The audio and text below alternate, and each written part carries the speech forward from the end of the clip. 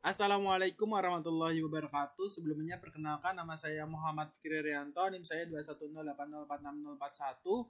Di sini saya akan mempresentasikan hasil program saya dengan menggunakan naive Bayes, yaitu di mana saya menggunakan tentang implementasi naive Bayes pada data diabetes. Nah, pada data diabetes ini saya mengambil di data di Kaggle. Nah, langkah pertama yaitu dengan cara menginputkan data diabetes. Input diabetes kita open. Oke, sambil menunggu. Nah, dikarenakan di sini sudah ada data diabetesnya, kita langsung aja kita mengimpor library-nya atau mengimpor pada package-nya di dalam Python itu sendiri. Nah, pada impor NumPy as np itu di mana library tersebut itu untuk mengoperasikan yang namanya numerik. Yang efisien terutama pada untuk array atau matrik multidimensi. Array itu kayak yang kotak itu di dalam matriks itu sendiri. Nah, yang kedua adalah impor pandas SPD. Nah, impor pandas SPD itu merupakan suatu library itu untuk manipulasi dan analis data. Itu digunakan untuk menyediakan struktur data seperti data frame atau series. Nah, untuk selanjutnya yaitu saya menggunakan from scalar import model selection. Nah, yang dimana pada library ini itu sub modulnya dari sklearn yang menyediakan fungsi untuk membagi dataset menjadi subset. Nah, yang kedua adalah from scalar model selection, import train test split. Nah, pada library ini digunakan untuk membagi dataset menjadi yang namanya set pelatihan dan set pengujian atau data testing maupun data training. Nah, yang kedua adalah form scalar metric import qualification report. Nah, ini digunakan untuk menghasilkan laporan teks yang menunjukkan bahwa metrik pada klasifikasi itu seperti kayak precision, terus habis itu kayak recall, terus apa F1 score, akurasi, kurang lebih seperti itu. Nah, yang ketiga adalah from scalar metric. Nih, import confusion metric. Nah, di sini itu yaitu fungsi untuk menghitung matrik atau kebingungan yang menunjukkan bahwa jumlah prediksi itu benar atau salahnya. Nah, yang selanjutnya adalah from scalar metric import accurate score. Nah, yang dimana ini merupakan digunakan untuk menghitung presentasi prediksinya. Nilai itu benar dari total prediksi yang dilakukan oleh model tersebut. Nah, kita coba kita run.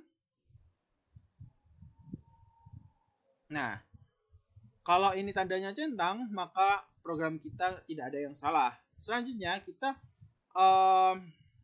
dapat mengimporkan package lagi atau library lagi yang kita butuhkan. Yang pertama adalah import NumPy as np atau kurang lebih seperti tadi, yang dimana ini NumPy as np itu merupakan linear algebra atau algebra linear. Terus yang kedua adalah import pandas SPD. Nah, pada import pandas SPD itu bisa digunakan pada data processing CSV file dan pada kayak data frame pada read CSV. Nah, terus yang ketiga adalah import matplotlib pyplot as PLT. Nah, yang dimana di sini itu digunakan untuk visualisasi data. Nah, selanjutnya ada import Sorbonne as SNS, yaitu di sini adalah untuk untuk visualisasi pada statistika. Coba kita run. Nah, berhasil. Berarti ini tandanya berhasil. Berarti pada program kita tidak ada yang salah.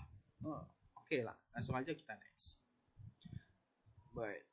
Nah, ini pada DL sama dengan pd.readCSV diabetes. Nah, di sini saya memanggil pada data frame saya atau data saya yang bernama diabetes. Nah, misal di sini saya menggunakan pemisalan nama itunya DF buat memanggil untuk selanjutnya ke bawah DF. DF sama dengan PD read CF. PD itu kayak data frame kurang lebih. Terus ini diabetes. Diabetes merupakan datanya dari diabetes.csv. Habis itu saya panggil DF. Nih, saya run. Nah, ini keluarnya seperti ini datanya. Yang gimana datanya yaitu pregnant size, glucose, blood pressure, skin texture, insulin, BMI, diabetes predict function, X, outcome. Nah, berikut datanya bisa dilihat terlebih dahulu. Nah, setelah yang namanya kita panggil pada data data tersebut atau menginputkan data, selanjutnya kita menggunakan yang namanya EDA atau exploratory data analysis EDA. Nah, sekarang saya akan mengeksplorasi data untuk mendapatkan pengetahuan dari data tersebut, yaitu dengan cara data set. Nah, kita run coba. Nah, yang dimana ini 768 sebenarnya datanya tuh ada 769 kalau tidak salah. Tapi di sini dibacanya tuh cuman ada 769. Nah, yang dimana 769 tuh bagian kolomnya ke bawah ini. Nih, kolom ke bawah ini dan 9-nya itu merupakan atribut-atributnya. Oke. Selanjutnya saya akan memperlihatkan bahwa ada 5 baris kumpulan data paling teratas, 5 teratas, yaitu nih saya run. Nah, yang di mana yaitu pregnancy, glucose, blood. Nah, ini 0. Kenapa mulai dari 0? Karena di dalam data mining itu permulaan itu diambil dari 0, bukan dari 1 gitu. Nah, pada 0 itu kita pregnancy, misal ini ada orang 0 itu dia mempunyai pregnancy itu sekitar 6. Terus dia glukosanya sekitar 148 dan blood pressure-nya itu 72. Di situ skin thickness itu sekitar 35 dan insulinnya itu enggak ada. Nah, BMI dia itu sekitar 336. Selanjutnya yaitu diabetes pedigree function itu 0,627. Habis itu umurnya dia 50.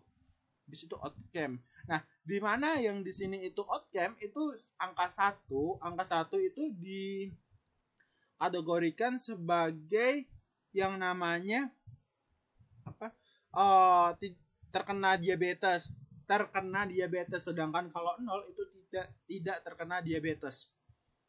Kenapa ini udah ada angka 10101? Karena di dalam datanya tersebut sudah dinumerikan, tidak dikategorikan. Akan tetapi di data tersebut dicantumkan bahwasanya 0 itu tidak terkena diabetes, sedangkan angka 1 itu terkena diabetes. Oke, selanjutnya yaitu kita mengganti nama kolom. Kita dapat melihat dari sekumpulan data tidak mempunyai nama kolom yang tepat. Nah, kolom hanya diberi label 0 sampai bla bla bla bla, sekian. Nah, dan seterusnya kita dapat memberikan nama yang tepat pada kolom tersebut. Dan saya menggunakan kurang lebih sama seperti data di CSV tersebut, data inputan tersebut. Nah, di sini yaitu call names. Oke. Namanya call name itu saya menggunakan nama seperti atribut-atribut yang di atas ini.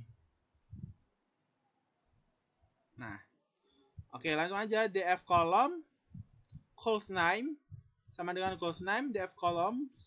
Nah, terus di sini itu munculnya suatu kolom atribut-atributnya muncul sampai outcome.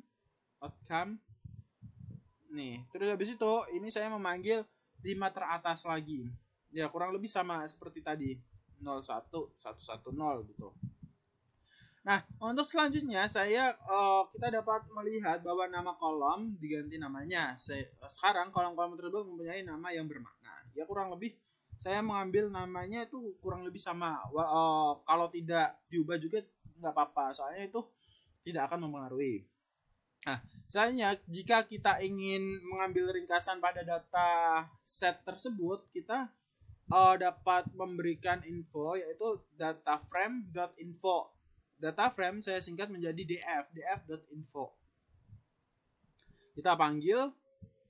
Nah, habis itu yang dinama press itu nolnya itu 768. 768 itu sekitar datanya. int64 itu integer 64 dukos 768 00. Ini tuh enggak 0 ya. Terus integer float 64 diabetes, terus ini outcome integer. Nah, di sini tuh ada memori menggunakan sekitar 54,1 KB. Ya, sekitar segitulah. Nah, kita dapat melihat bahwasanya di dalam data tersebut tuh tidak ada nilai yang hilang di dalam data tersebut. Oke, untuk selanjutnya kita dapat yang namanya find numerical variable. Kita mencari variabel numerik. Nah, yang dimana variabel numerik di sini itu sebenarnya sudah numerik semua. Walaupun yang bagian outcome itu udah di numerikin. Walaupun ini kategorik sebenarnya. Tapi dari data Kaggle-nya sudah di numerikin. Nah, find float. Oke, kita numerical, kita run. Keluarnya apa? Oke. Nah, di sini numerical sama dengan var for var in the data frame.column if df var data times perintah sama dengan o atau 0 ini. Nah, yang dimana itu df column ini itu merupakan mengembalikan objek indeks yang berisi label kolom dari data frame tersebut.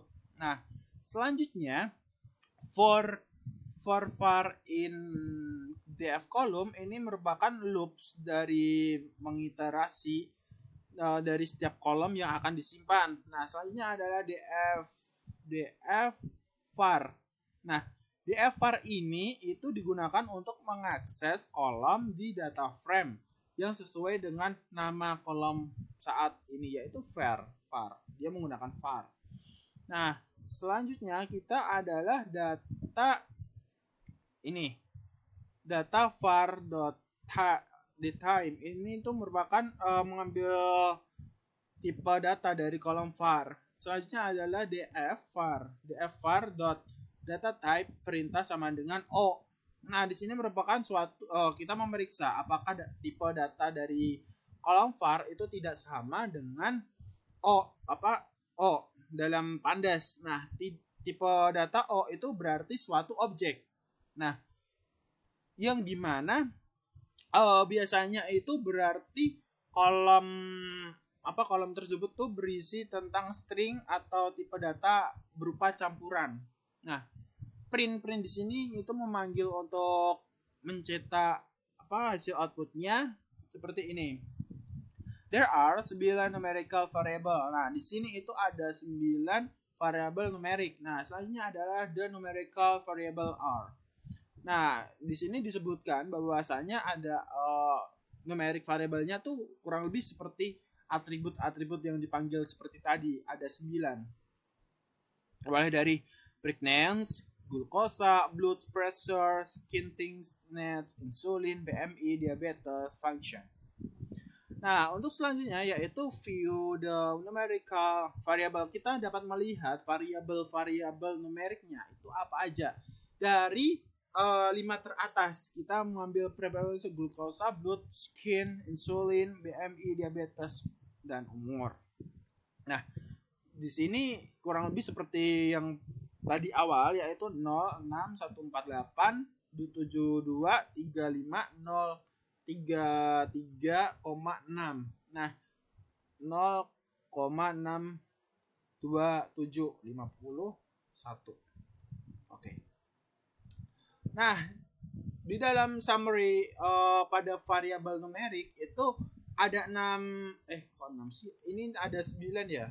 Saya salah. 1 2 3 4 5 6 7 8 9. Nah, maaf. Di sini tuh ada 9.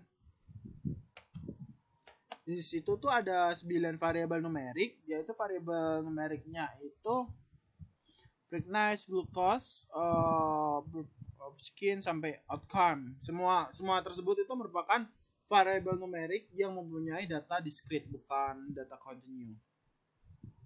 Nah, selanjutnya kita mencari yang namanya missing value dalam variabel numerik. Nah, dalam missing value itu sendiri, kita cari apakah data itu terjadi yang namanya apa?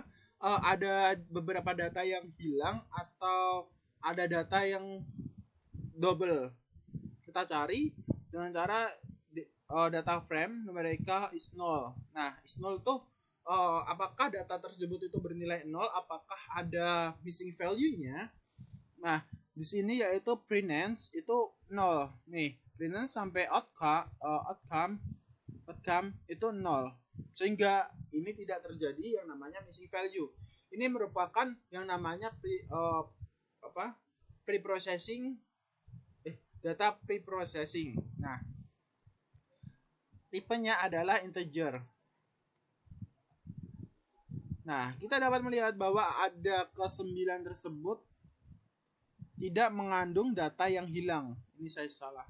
Ini 9. Nah, oke. Yang dimana dx itu x itu merupakan df dot drop. Nah, kita drop itu artinya kita munculkan pada kita hilangkan pada outcome pada outcome. Nah, x is 1, y sama dengan df outcome. Nah, kita coba kita run. Udah, kita berhasil. Kodenya nggak ada yang salah. Nah, selanjutnya kita membagi dua data, yaitu antara data training sama testing. Nah, di sini saya menggunakan data testingnya yaitu sekitar 30% dan data trainingnya sekitar 70%. Soalnya rata-rata penelitian itu menggunakan sekitar 70% sama 30%. Agar hasil datanya juga agar pembelajaran mesinnya itu bagus. Kita split X. Nah, from Scala model selection import train test split. Ini buat kita manggil package library-nya. Xtrain, Xtest, Ytrain. Nah, di sini itu maksudnya X pada training, X pada testing, Y pada training, Y pada testing. Nah, sama dengan training test split. Ini berarti kita menyeplitkan antara variabel X dan Y itu ukuran pada testingnya itu 0,3 atau setara dengan 30%. Nah, random stat itu sekitar 0. Setelah itu kita cek pada kita cek pada training dan testingnya. Kita run. Nah, jika testingnya 70% dan 30% itu akan menghasilkan 537,8 dan 231,8. Nah, di situ kita selanjutnya yang namanya rekayasa fitur. Nah, rekayasa fitur itu merupakan suatu proses yang mengubah data mentah menjadi suatu fitur yang berguna untuk membantu memahami model kita agar lebih baik dan meningkatkan daya prediksinya. Saya melakukan pada rekayasa fitur ini pada berbagai jenis variabel. Nah, langkah pertama saya akan mengambilkan variabel kategorikal dan numerikal secara terpisah. Akan tetapi dari data yang dari Kaggle saya sudah ada beberapa data yang numerikal. Nah, sehingga saya tidak mengambil yang namanya kategorikal. Oke, kita lanjut. Kita cek data pada tipe Xtrain. Nah, Xtrain ini integer semua. Integer yaitu merupakan artinya numerik.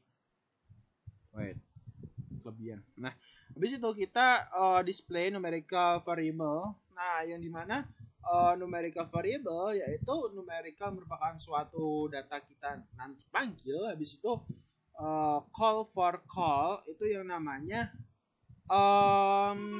sebuah list komprehensi yang mengiterasi setiap nama. Nah, habis itu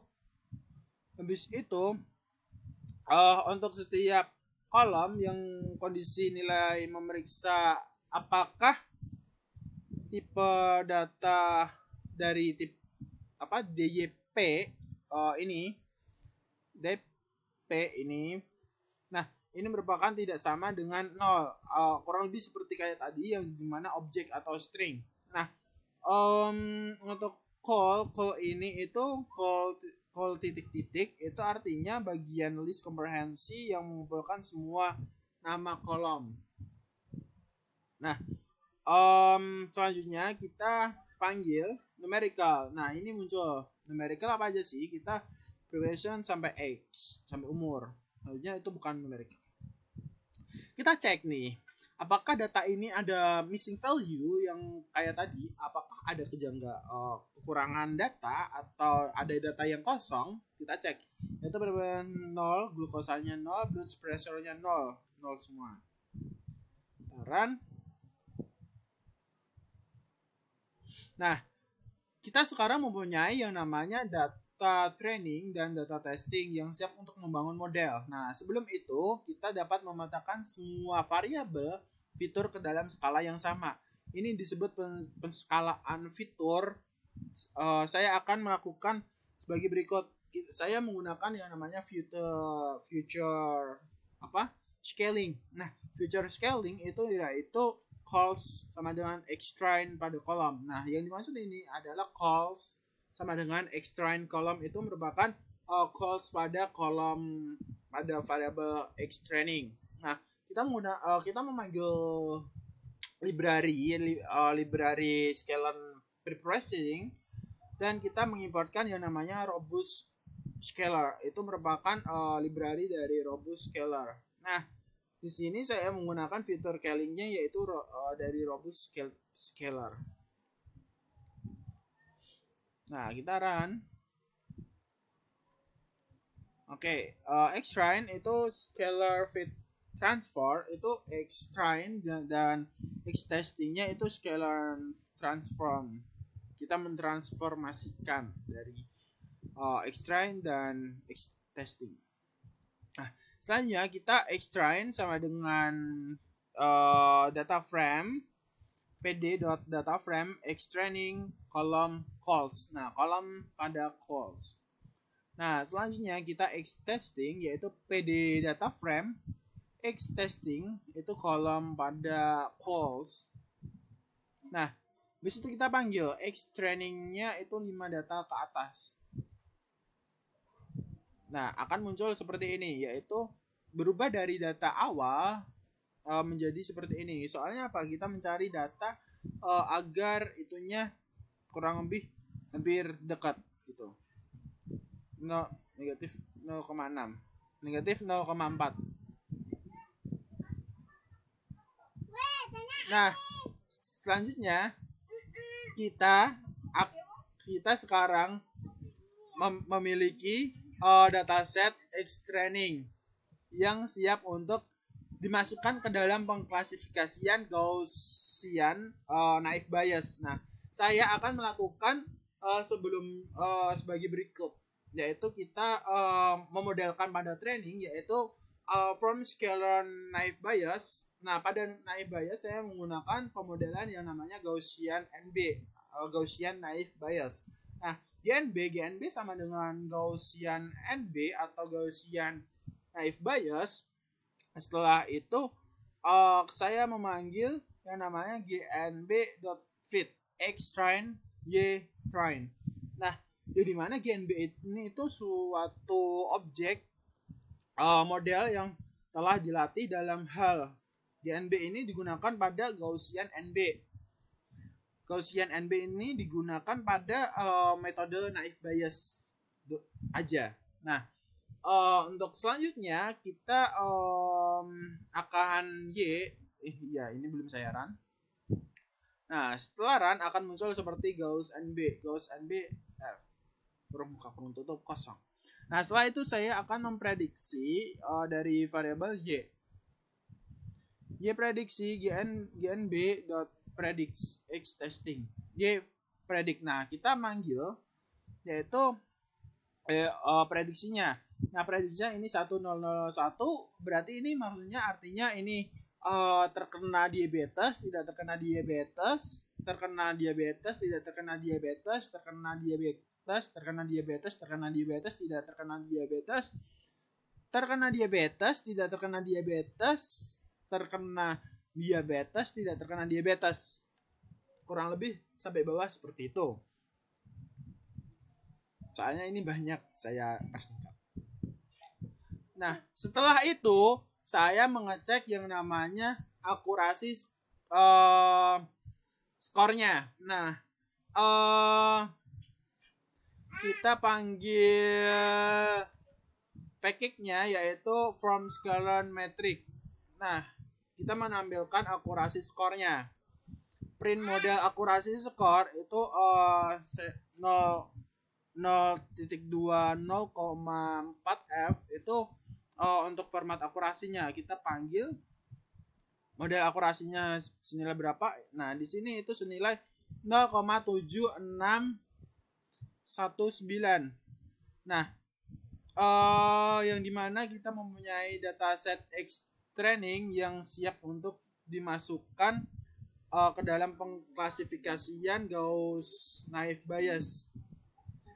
Nah, label kelas ini sebenarnya Y prediksinya itu adalah label kelas yang diprediksi pada data testingnya. Nah, untuk selanjutnya kita membandingkan antara akurasi yang namanya data training sama data testing. Nah, pada membandingkan antara akurasi data training dan data testing itu untuk memeriksa yang namanya overfitting. Overfitting itu datanya jelek, berlebihan.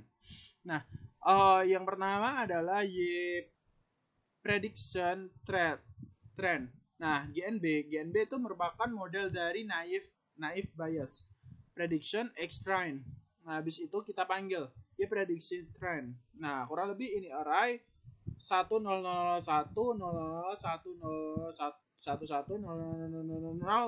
Nah, yang dimana ini yaitu merupakan yang dimana 1 itu merupakan terkena diabetes dan 0 itu tidak terkena diabetes. Nah, untuk selanjutnya yaitu kita memanggil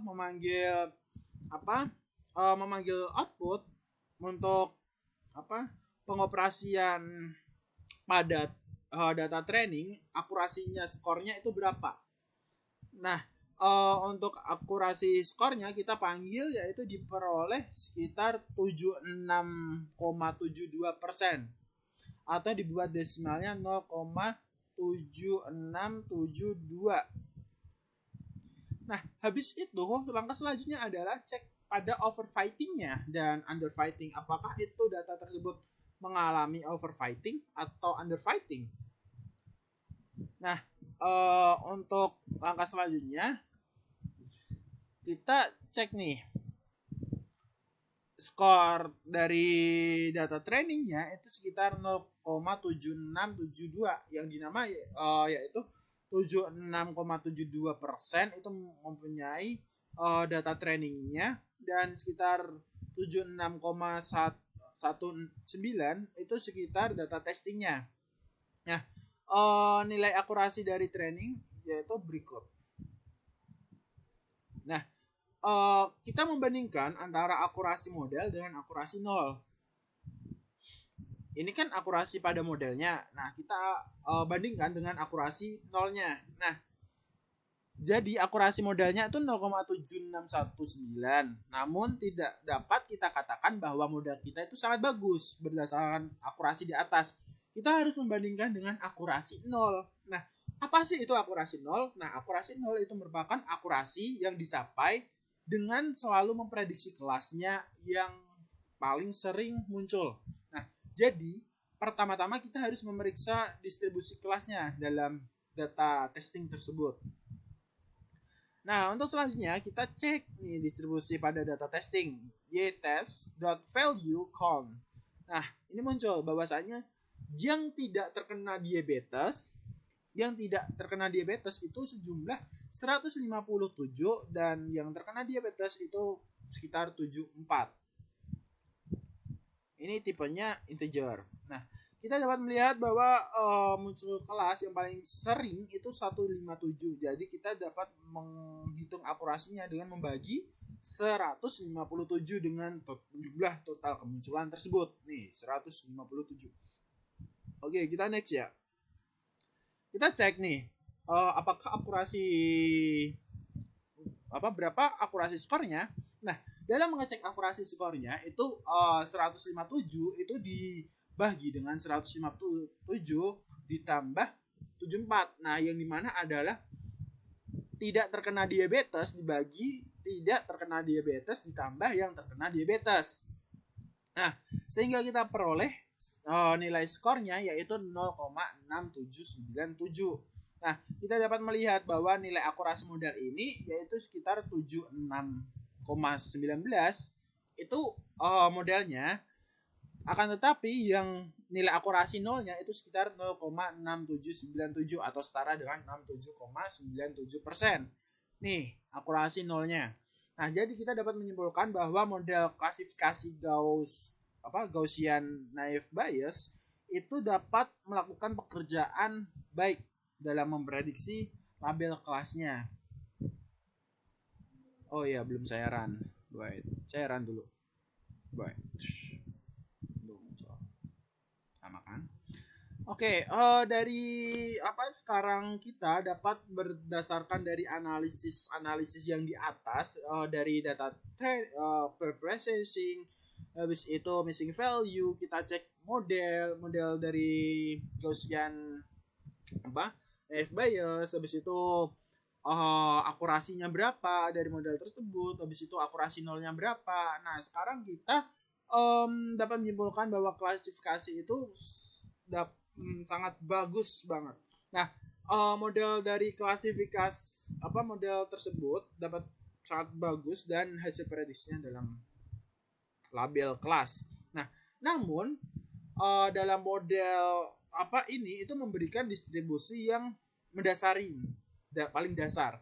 Nah, selain itu model ini memberitahu apakah tentang jenis kesalahan tersebut dibuat pengklasifikasian pada data ini.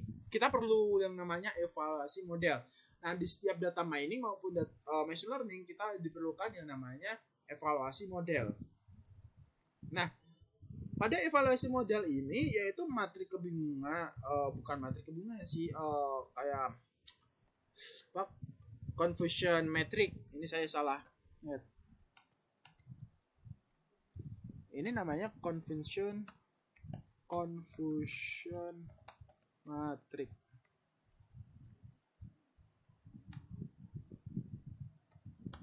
Confusion matrix. Sebentar. Saya habis.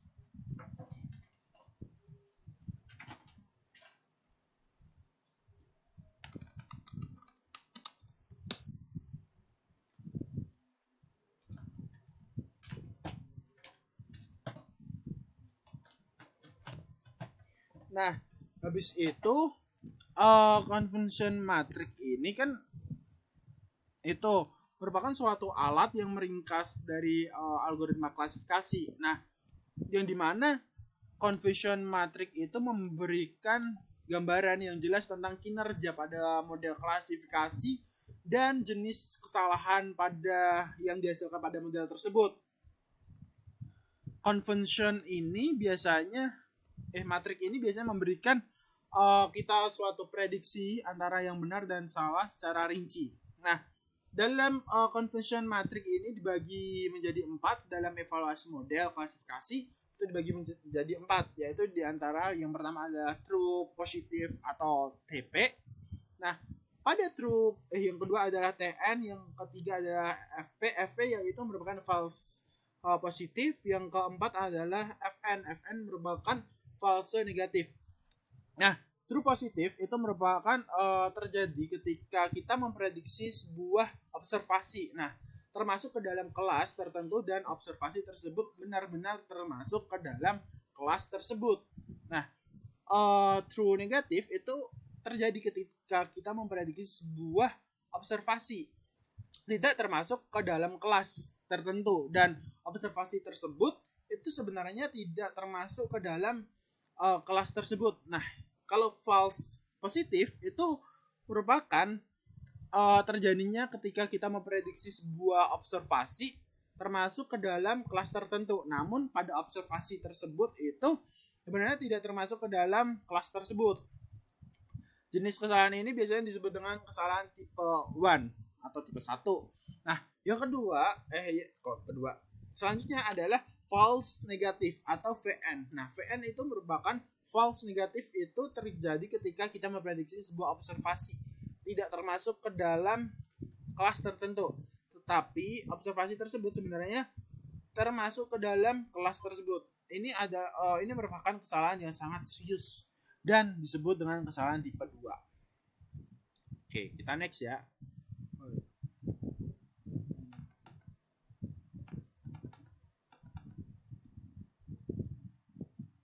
Nah, habis itu kita print nih.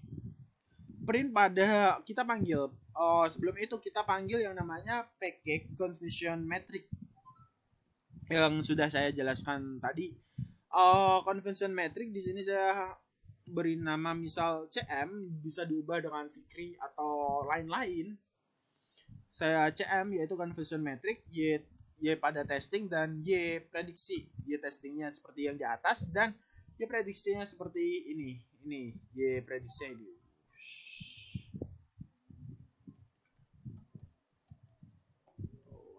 Ini masih ke atas. Nah,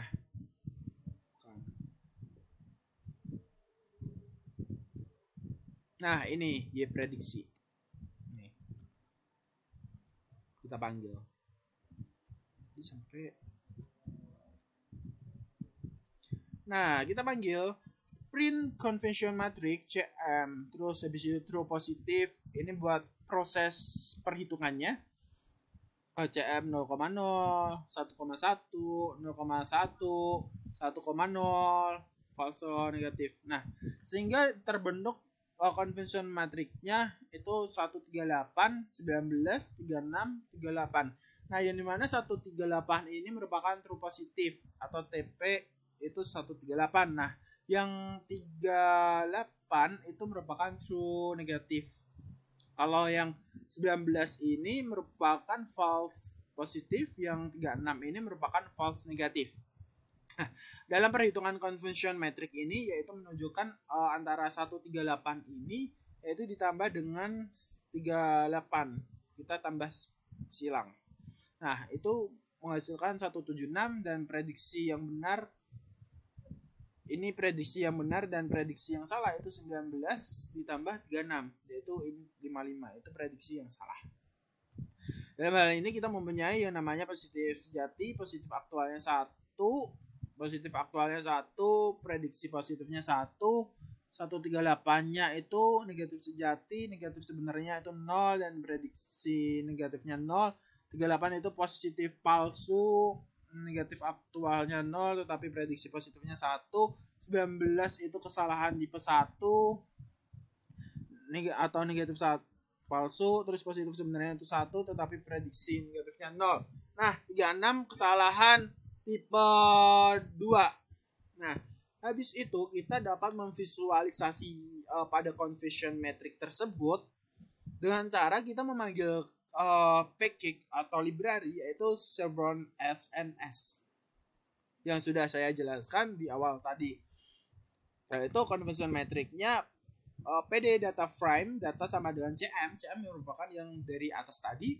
Saya panggil CM yaitu kolomnya yaitu pada misal nih ini kotak, terus di sini itu aktual positif, aktual negatifnya 0, prediksi positifnya 1.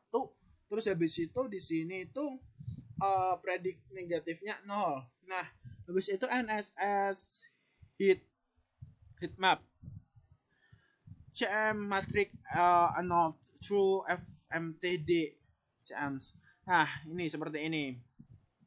138, 19, 36, 38. Ini dalam bentuk visualisasinya dalam convention metric. Nah, pada classification matrix itu laporan klasifikasi itu merupakan cara lain untuk mengevaluasi kinerja modelnya. Pada laporan ini kita dapat menampilkan dari nilai presisinya, dari recall, F1 score untuk model tersebut. Nah, oke, selanjutnya kita memanggil package klasifikasi report. Nah, pada klasifikasi report ini jika menurut saya pribadi, saya membaca hasil output ini yaitu 0. 0 itu dari data yang tidak terkena diabetes pada precision itu sekitar 79% dan recall-nya tuh 0,88 atau sekitar 88% dan F1 score-nya itu 0,83. Nah, kalau yang terkena diabetes itu sekitar 0,67 dan recall-nya 0,51 dan F skornya tuh 0,58. Akan tetapi jika ini diperoleh secara keseluruhan bahwasanya dari klasifikasi ini diperoleh Weighted average itu diambil dari ini 75% precisionnya, recallnya tuh 0,76% dan F1 skornya tuh 0,75 atau 75%. Nah, selanjutnya kita mengecek dari akurasi klasifikasinya, yaitu dengan cara TP, true prediction, true positif, sampai dengan convention metricnya tuh 0,0110110 metric. Bisa dilihat. Kita run. Oke, kita run, kita berhasil. Untuk selanjutnya kita dapat memprintkan atau mengeluarkan perhitungannya dalam klasifikasi metrik tersebut. Nah, dalam klasifikasi tingkat akurasinya kita dapat merumuskan dengan true positif ditambah dengan true negatif dibagi dengan true positif tambah true negatif tambah false positif tambah false negatif. Kita perhitungkan dengan 0,2 0 sampai 0,4 F. Ini perhitungannya. Format classification accuracy. Nah, kita tunggu. Nah, sehingga kita peroleh tingkat akurasi pada klasifikasinya yaitu 76,19. Nah, pada presisi ini dapat kita definisikan bahwa presentasi hasil positifnya itu benar dari semua positif yang kita prediksi. Oke, kita selanjutnya kita print klasifikasi kita akan memperhitungkan pada klasifikasi keerorannya. Nah, pada klasifikasi keerorannya kita dihitung dengan rumus false positif tambah false negatif bagi dengan true positif tambah true negatif tambah false positif tambah false negatif. Nah, kita perhitungkan dengan 0,0 sampai 0,4 F. Nah, kita peroleh klasifikasi errornya itu sekitar 23,81%. Nah, selanjutnya kita memperhitungkan precision score-nya.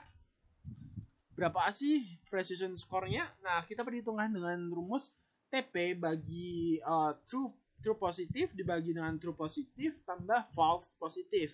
Dan kita perhitungkan dengan precision itu 0 sampai 0,4 F.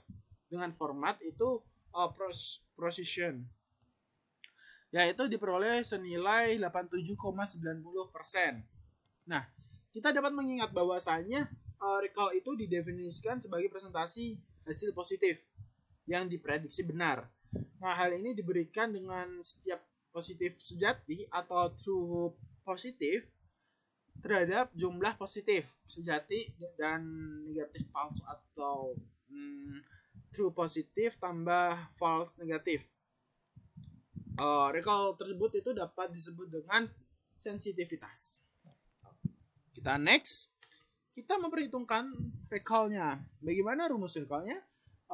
rumus recall yaitu true positif dibagi dengan true positif tambah false negatif. Kita perhitungkan dengan recall or sensitivity 0 sampai 0,4 F. Dengan format kita panggil dengan recall atau sensitivity.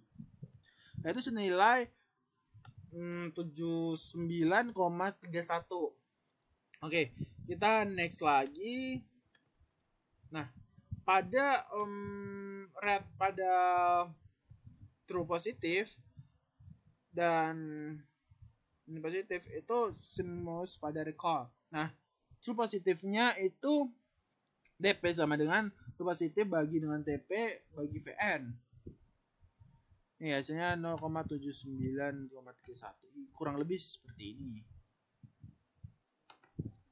False positive rate kita hitung senilai 0,3333 dan selanjutnya specificity true negatif bagi true negatif tambah false positif kita peroleh 0,66667. Nah, dari F1 score itu rata-rata harmonik dari tertimbang dari presisi dan recall itu nilai dari F1 score terbaiknya itu satu, misal satu itu 1 dan yang terburuknya itu 0,00000. Nah, dari F score itu kita dapat rata-rata harmonik dari presisi dan recall. Oke, kita next.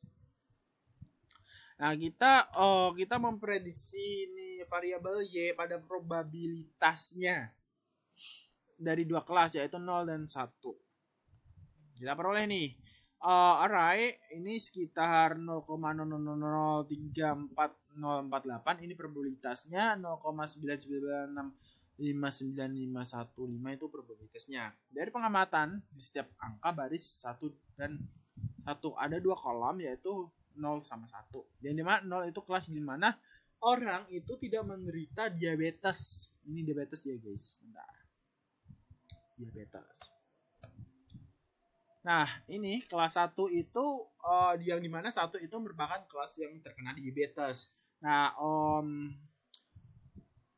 apakah penting sih untuk prediksi probabilitasnya? Nah, dalam prediksi probabilitas itu sangat penting karena untuk mengurutkan observasi berdasarkan probabilitas apakah seorang tersebut menderita atau sama dengan 0 atau 1. Menderita atau tidak.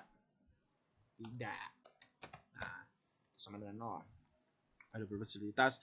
Nah, untuk memprediksi probabilitas kita mempunyai langkah-langkah. Yang pertama yaitu pilih kelas dengan probabilitas tertinggi tingkat ambang batas klasifikasi. Ada tingkat ambang batas klasifikasi sebesar 0,5 dan kelas 0 itu probabilitas orang tidak terkena diabetes dan 1 terkena probabilitas jika probabilitasnya itu kurang dari 0,5 dan jika lebih dari 0,5 itu orang tersebut terkena diabetes.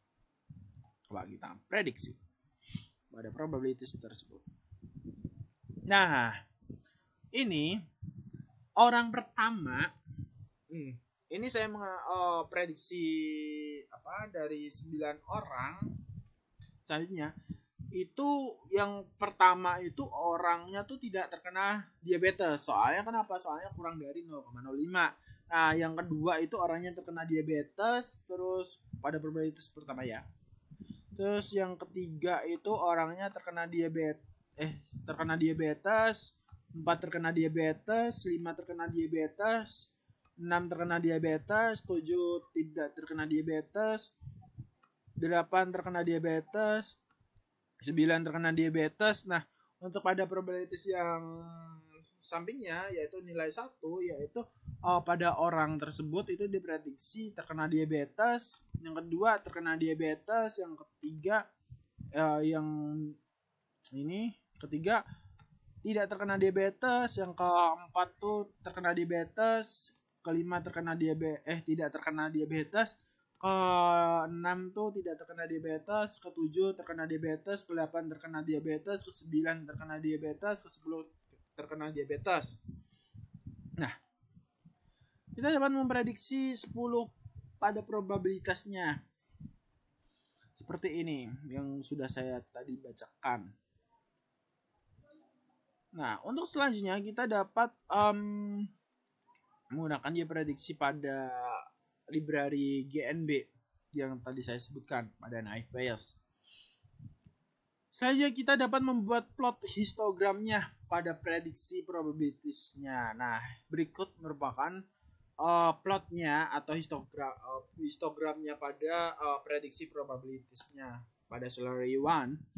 Nah, karena observasi kita dapat melihat dari histogram tersebut, antara kemiringan yang bersifat positif pada kolom pertama itu memberikan sekitar 9, ini tuh sekitar 99%. Observasi tersebut itu antara 0,01 sampai di sini tuh 0,01. 0,0 sampai 0,1. Orang tersebut itu tidak terkena diabetes. Nah, terdapat sejumlah kecil observasi dengan perbedaan lebih dari 5. Nah, jadi jumlah terkecil memprediksi bahwa menderita diabetes. Nah, ini terkena diabetes. Mayoritas observasinya bahwa tidak menderita diabetes. Gitu. Tapi kita prediksinya selanjutnya seseorang tersebut tidak terkena diabetes. Selanjutnya kita dapat menggunakan yang namanya ROC-OUTS. ROC-OUTS itu plot yang menunjukkan kinerja model klasifikasi dari berbagai tingkat ambang batasnya klasifikasi. Nah, pada kurva plot ini kita dapat menggunakan TPR. TPR adalah tingkat positif sejati. TPR, terus habis itu true positive rates, false positive rates. Nah, dalam kurva ROC itu kita dapat memfokuskan pada TPR yaitu true positive rate dan FPR yaitu false positive rates. Nah, kita dapat melihat ambang batasnya. Berikut ini buat gambarnya, ini buat plotnya.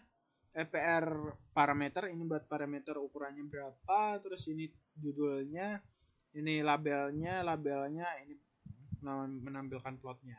Nah, berikut plotnya. Plotnya menunjukkan naik ke atas. Nah, pada ini membandingkan kinerja pengklasifikasian. Nah, dalam teknik ini kita dapat mengukur area di bawah kurva odds pengklasifikasian sempurna odds. Nah, pengklasifikasian secara acak memiliki odds sama dengan 0,5. Nah, jadi odds presentasi berada di bawah kurva. Nah, kita runs pada perhitungan ROC odds itu senilai 80,39, yang dimana pada 80,39 itu jika pada ROC itu disebut kategori pengklasifikasian yang baik. Jika 90 sampai 100 itu rate-nya itu pengklasifikasiannya sangat baik gitu.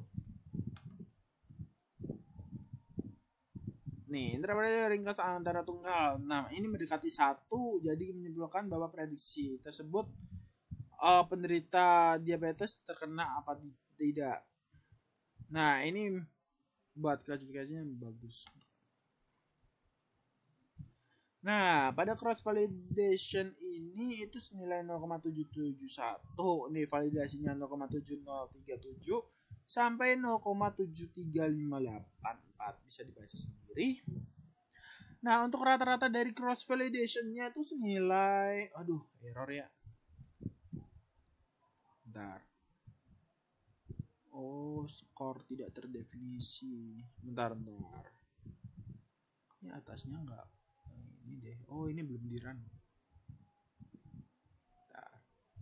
Nah, kita run ya, guys. Nah, average cross-nya rata-rata dari cross validasinya itu senilai 7467. Jika kita melihat dari 10 skor yang dihasilkan 10 kali validasi silang, kita dapat menyimpulkan bahwa variasi yang relatif kecil dalam akurasi antara lipatan jumlah dari 70,37%, akurasinya tuh 7407% akurasi. Nah, kita dapat menyimpulkan bahwa tidak bergantung pada kelipatan untuk pelatihan atau untuk trainingnya. Nah, akurasi model asli kami itu sekitar 76. Bentar, kayaknya Ini saya salah, cross validasinya ini 74,67. Bentar. Ini 74,67. Ini 74,67. Cross validasinya kan 74,67. Model aslinya tadi berapa ya? Oh, ini 10 orang pertama, mulai dari 70 akurasi hingga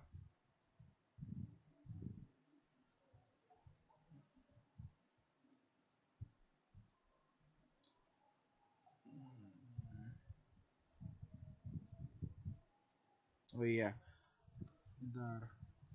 Kayaknya salah sama interpretasi.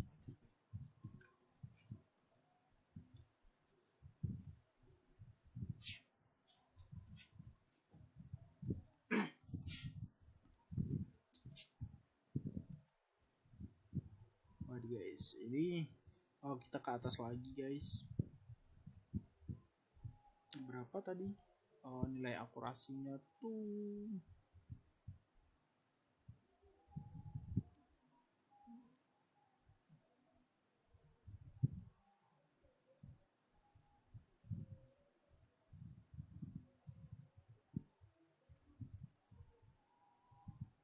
bentar, ini masih ke atas lagi guys. Bentar, buat kita tunggu ke atas dulu. Nah, nih ininya 0, nah.